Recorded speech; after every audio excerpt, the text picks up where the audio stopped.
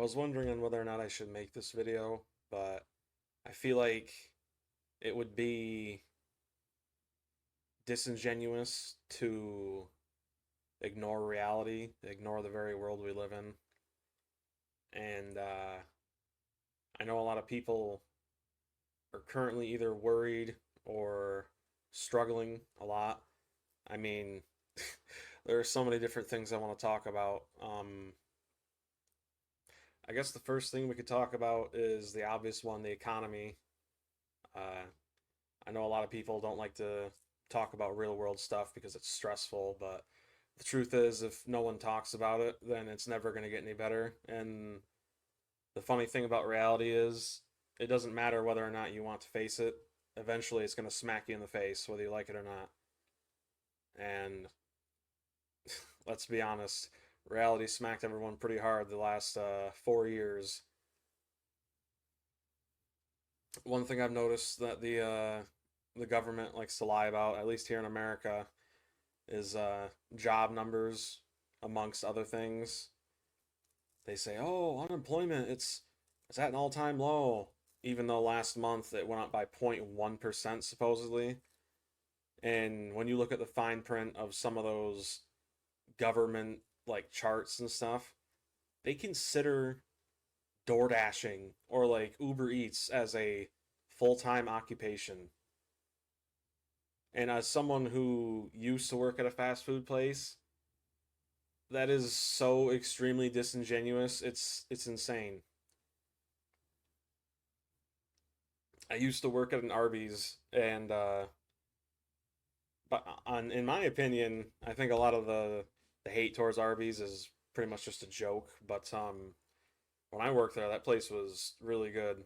Uh, Extremely clean, pretty nice people there. There was nepotism, but back on topic. There were a few DoorDash drivers who would come there regularly because they worked with DoorDash, right?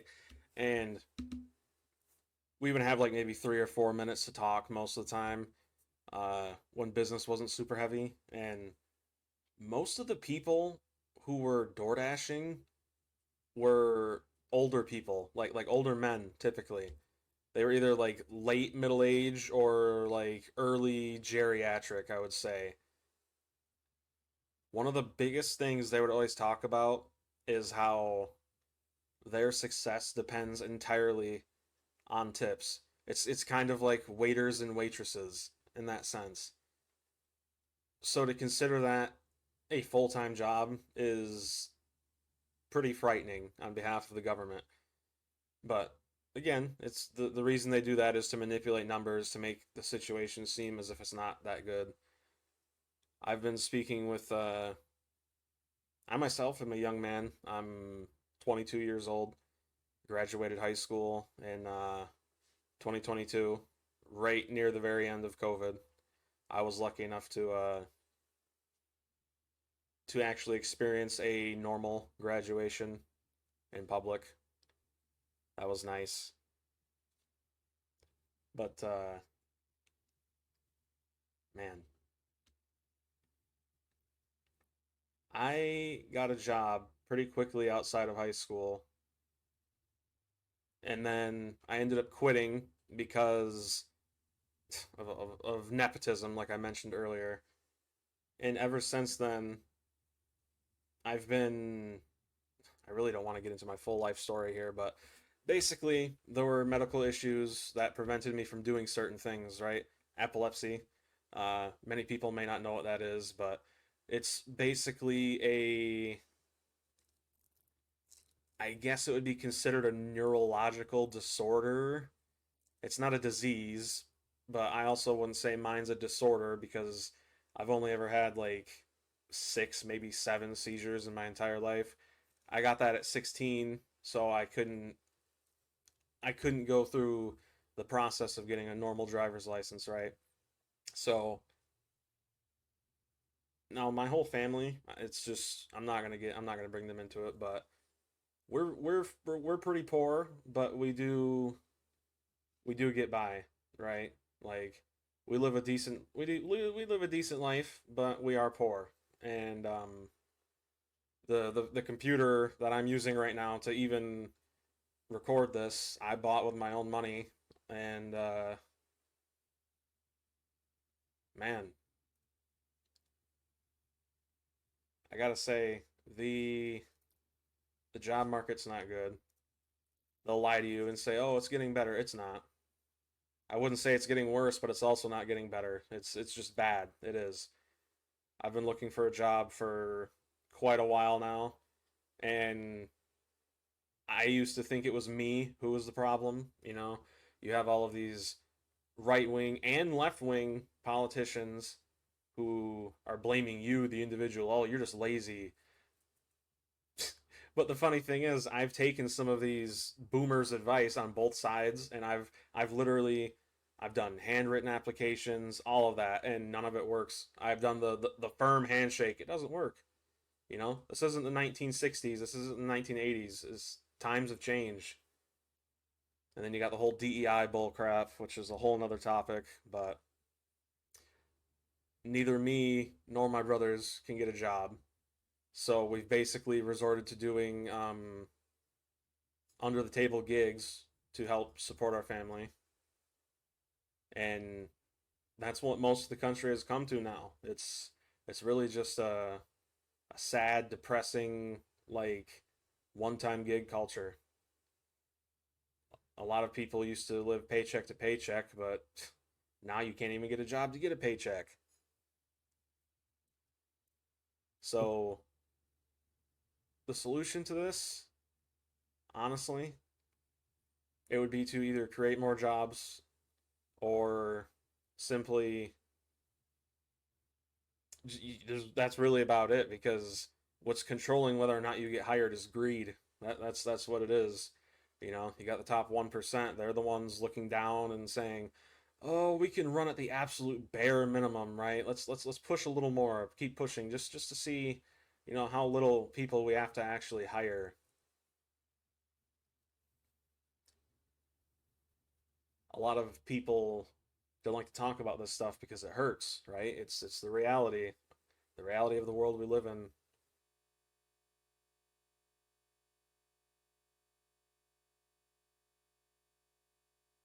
But the truth is, it needs to be said, because if we never talk about it, it's eventually going to slap us in the face, like I said earlier, and that slap is going to feel much worse than it would if we just faced it head on. But we all know the job market sucks. Let's talk about another aspect of society that could use some work, and that is the dating market. There's supposedly a male loneliness epidemic going on, but let's be honest with ourselves. It's not just men who are lonely, it's women too. Marriage rates are at an all time low. Well, stable marriage rates. Only 10% of married 30-year-olds actually own a home. Women are now more entitled than ever, and men's testosterone is now the lowest it's ever been in the entire recorded history. So that's nice. Social media has pretty much ruined everyone's expectations for realistic looks, realistic physical goals, realistic, well, everything, really. But I didn't make this video for doom and gloom. I made this video to actually maybe help someone, If this video helps even one person, then it's worth making. A lot of people probably think, "Oh, man, he's black pilled, he's nihilistic, everything sucks, it's in the world is going to hell." No, I used to be that way, but the problem is that line of thinking only led me to darkness, and in the end, it got so dark I had to call out, and it wasn't family who saved me, it wasn't friends, it wasn't the TV, it wasn't Reddit or the internet or in general. Not a psychologist, not a psychiatrist. It was God. I'm not going to force anything on you. Whether or not you want to believe is entirely up to you. But as a man, I was offered help, via a psychiatrist, and Even when I was a younger teen, I suffered from basically always being told I was never good enough in school by a bunch of feminist teachers who treated not only me but a lot of other young men, 17, 18, 19, as basically Satan incarnate. But I'm not going to talk about that. That just angers me. Anyway, a lot of people typically are like, "Oh, I have depression. Oh, I'm in a dark place because of the world around me." Well, I was in a dark place for a much, much darker reason, one of which I won't get into, but I didn't exactly have the best childhood.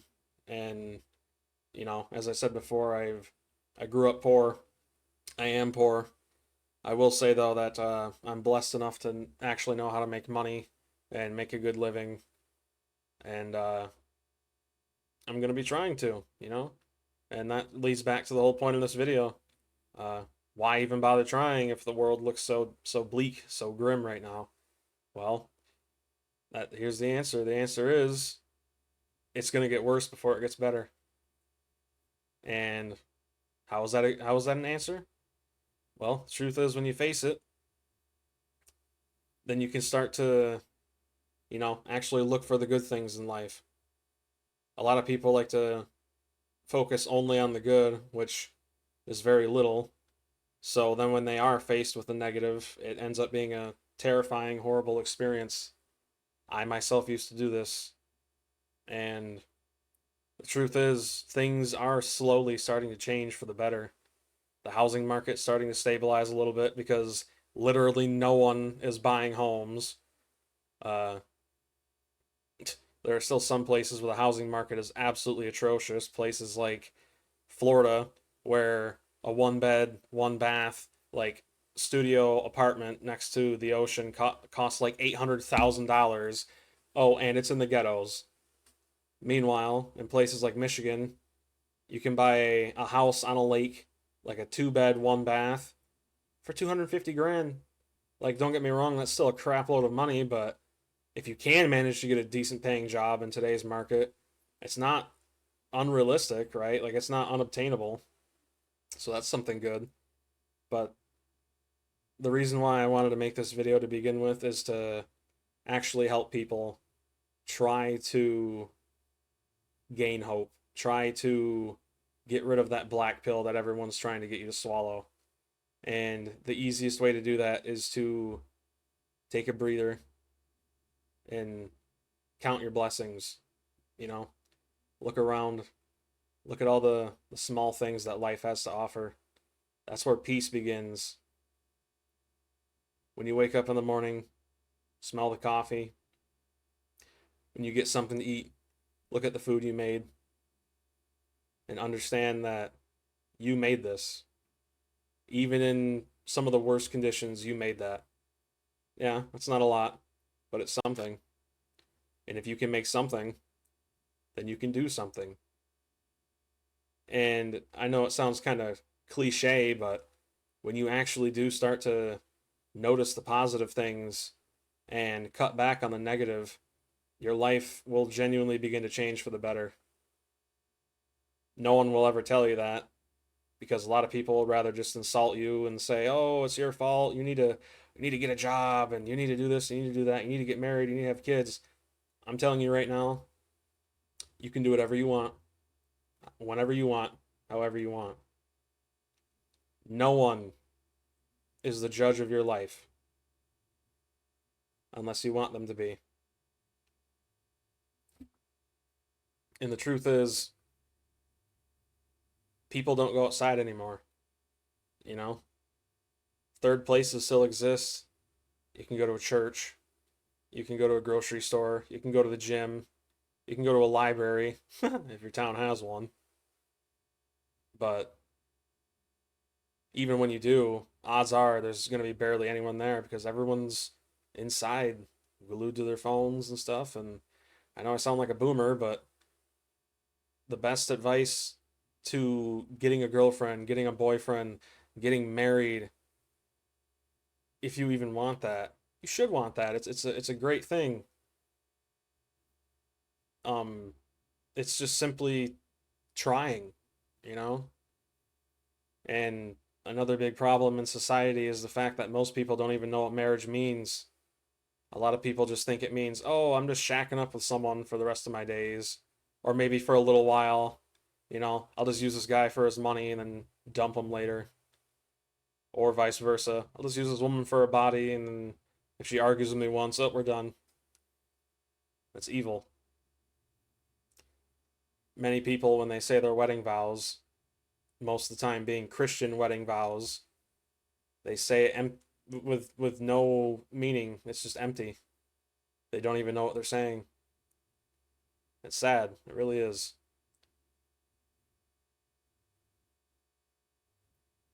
But you can be that outlier. You can be the change you want to be.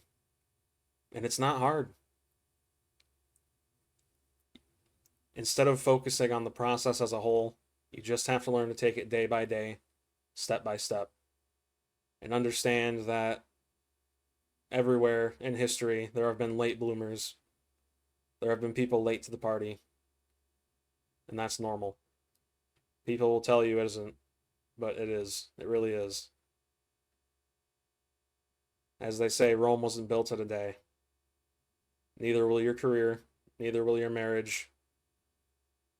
None of it. You just have to focus on what you can control. And what you can control is your thoughts. And with good thoughts equals a good life. And with a good life comes peace. And with peace comes faith. And with that faith, you have to put it in something. Putting it in people or in yourself will ultimately lead to failure. People aren't perfect. We are not perfect. I encourage you to seek a higher power or a bigger mission than yourself. Give yourself a noble cause, something deep and worth living for. A lot of people will say, oh, I don't need anything to live for. That's for cowards who are afraid of death. Well, I'm telling you right now from my experience, I was not afraid to pass away myself. In fact, it was quite the opposite.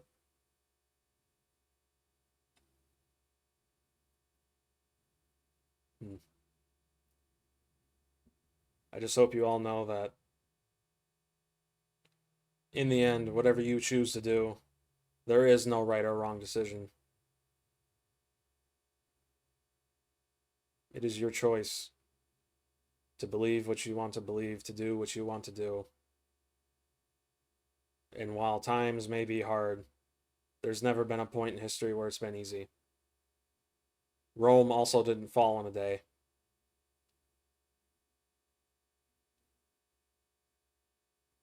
And in the end,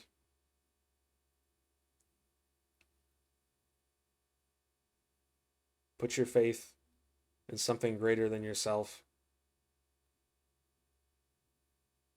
Because that same faith can be used to save yourself.